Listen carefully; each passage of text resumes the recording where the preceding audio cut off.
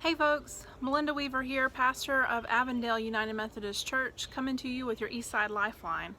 It is Wednesday of week 3, April 1st, and we are all living into what we call our new normals. We're trying to figure out our new rhythms and our new routines. Many of us are working from home and trying to take care of our families and juggling that whole work-life balance.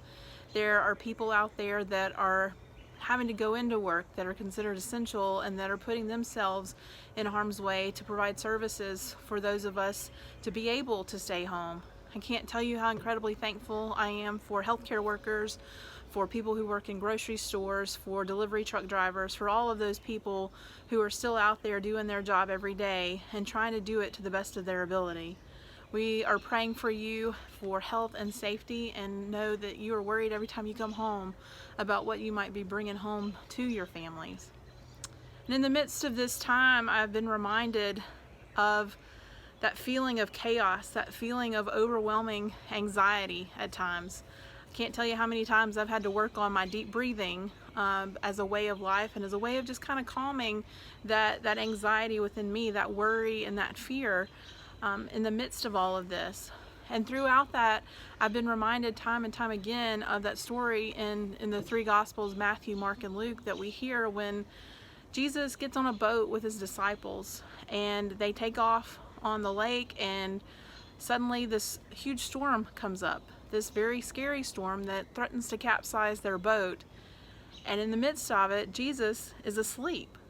Somehow he is able to sleep through the chaos and the tension and all that is there around them until the disciples wake him up and tell him, "We need your help. We are in danger, very real danger right now." And it's in the midst of that that Jesus calms the storm.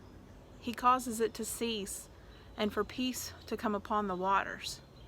And that's what I try to think about as I work on that meditation and those deep breaths of seeking that peace, that ability to be able to be calm in the midst of the storm.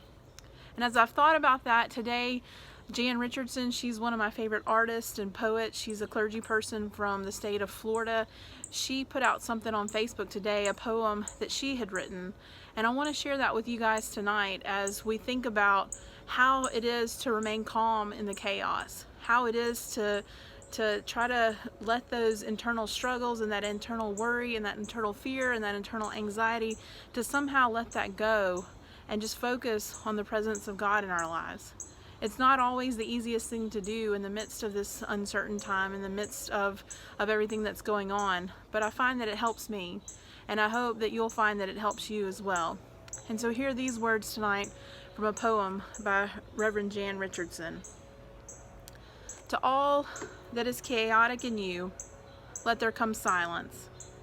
Let there be a calming of the clamoring, a stilling of the voices that have laid their claim on you, that have made their home in you, that go with you even to the holy places, but will not let you rest, will not let you hear your life with wholeness or feel the grace that fashioned you.